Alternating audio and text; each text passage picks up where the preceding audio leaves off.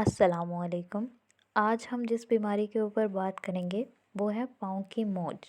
पाँव का मुड़ जाना यानी कि एंकल स्प्रेन।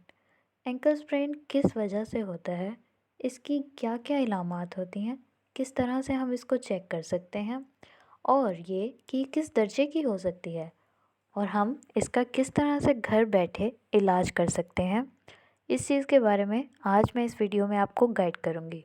तो सबसे पहले मैं आपको ये बताऊंगी कि एंकल स्प्रेन यानी कि पाँव की मोच होती क्या है और किस वजह से होती है। पाँव की मोच दरअसल हमारे पाँव के पट्टों का खिंचाव होता है। हमारे पाँव के पट्टे हमारे पाँव को एक हद तक हरकत देने में इजाज़त देते हैं, लेकिन जब वो पट्टे अपनी नॉर्मल लिमिट से ज़्यादा खिंच जाते हैं तो मोच पैदा हो जाती है। मोच दो तरह की होती है, ईवर्जन इन्वर्जन, यानी कि पाँव का अंदर की तरफ मुड़ जाना और पाँव का बाहर की तरफ मुड़ जाना, जिसमें जो मीडियल लिगामेंट्स यानी कि साइड वाले जो उसके पट्टे होते हैं वो डैमेज होते हैं। उसके बाद ये कि मोच किस दर्जे की हो सकती है, उसके 3 ग्रेड्स हैं।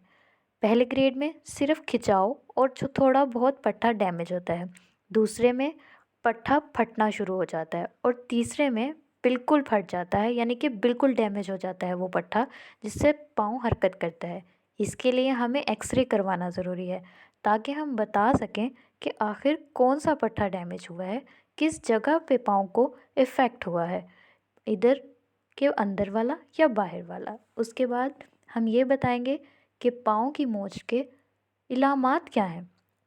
उसकी इलामात हैं पेन यानी दर्द होना, ब्रूजिंग यानी रेडनेस यानी कि आपको सूजन और रेडनेस यानी कि लाली सुर्खी दिखाई देगी। उसके बाद ये कि आप हरकत नहीं कर सकते, इम्पेयर्ड मोबिलिटी, स्वेलिंग यानी सूजन हो जाएगी, पॉपिंग साउंड यानी कि आपको एक क्लिकिंग साउंड होगी, एक आवाज़ आएगी कि आपकी हड्डी मुड़ी है या आपकी हड्डी को कोई डैमेज हुआ है, उसे कहते हैं हम पॉपिंग साउंड यानी क्रैकिंग, यानी जैसे कि आपको लगेगा कि आपके पाँव की हड्डी को कोई डैमेज हुआ है या वो टूटी है। इस साउंड को हम लोग कहते हैं पॉपिंग या क्रैकिंग साउंड।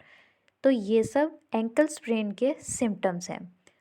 इनकी बेस पर हम जज करेंगे कि हमारे पाँव पे कौन से लेवल का मोच आया है।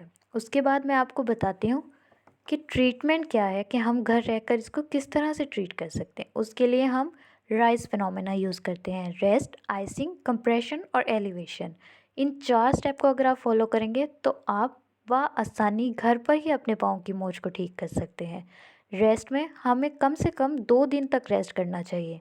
आइसिंग में हमें 4 से 8 दफ़ा 20-20 मिनट तक अपनी सूजन वाली जगह पर बर्फ़ की टकोर करनी चाहिए और कंप्रेस यानी कि कोई भी गर्म पट्टी बांध कर रखनी चाहिए सूजन को कम करने के लिए, और तकिए या किसी भी चीज़ से अपने पाँव को ऊंचा कर कर रखना चाहिए।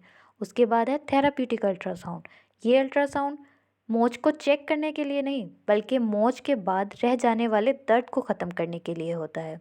ये डायग्नोस्टिक अल्ट्रासाउंड नहीं है, इट्स अ थेराप्यूटिक अल्ट्रासाउंड, जो कि फिजियोथेरेपी में यूज़ होता है to relieve you from the pain, जो कि पट्ठों के डैमेज या बहुत सारे मसल्स जो कि स्टिफ हो चुके होते हैं उनके रिलीफ के लिए होते हैं। और उसके बाद है आफ्टर रिकवरी प्रोटोकॉल, जब आपका पट्ठा बिल्कुल हील हो चुका होगा और थेराप्यूटिक अल्ट्रासाउंड से हम उसकी सारी पेन भी रिलीव कर चुके होंगे, तो उसके बाद ये प्रोटोकॉल, ये एक्सरसाइजेज अगर आप फॉलो करेंगे तो आपके पाँव की मोच चंद ही दिनों में बिल्कुल ख़त्म हो जाएगी और आप आसानी दोबारा से अपने पाँव को उसी तरह हरकत में ला सकते हैं। जिसके लिए टॉवल स्ट्रेच यानी पंजों पे तौलिए को लगाकर खींचना अपनी तरफ, टो सर्कल्स यानी कि पंजों से दायरा बनाना, और इस तरह से एचिलस सोलियस स्ट्रेच यानी कि अपने एक पाँव पर नीचे ज़मीन पर बैठना, और स्टैंडिंग काफ स्ट्रेच।